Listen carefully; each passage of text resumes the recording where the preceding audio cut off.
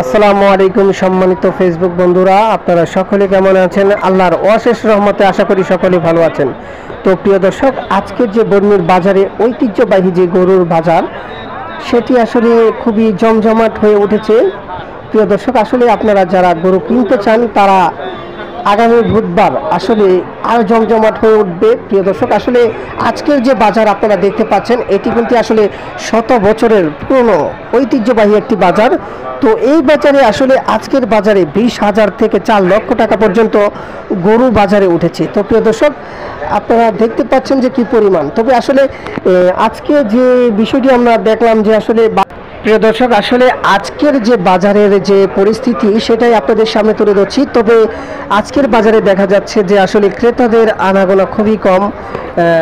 যারা আসলে বিক্রেতা তাদের একটু মন খারাপ মনে হচ্ছে যে আসলে বিক্রেতা যা মনে করছে যে আজকের যে গরু, এটার বাজারে যে গরুটির দাম 80 থেকে 1,20,000 টাকা দাম হওয়ার কথা ছিল। তো বিক্রেতা আসলে মনে করছে যে এই গরুটির দাম আজ ক্রেতারা বলছে যে 50 থেকে 60,000। সে নিয়ে কিন্তু আসলে বিক্রেতার মনে আসলে খুবই মন খারাপ। তো ক্রেতাদের বাজারে কিন্তু আসলে আনাগোনা খুবই কম।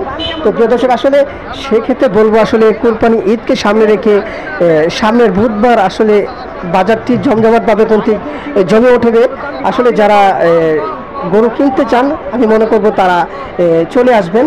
তো প্রিয় দর্শক, আসলে যে বিষয়টি তুলে ধরছি আপনাদের সামনে যে আজকে কিন্তু ঈদকে সামনে রাখার জন্য আসলে যে পরিমাণ গরু ওঠার কথা সেটা আসলে মোটামুটি 95 চাইছেন।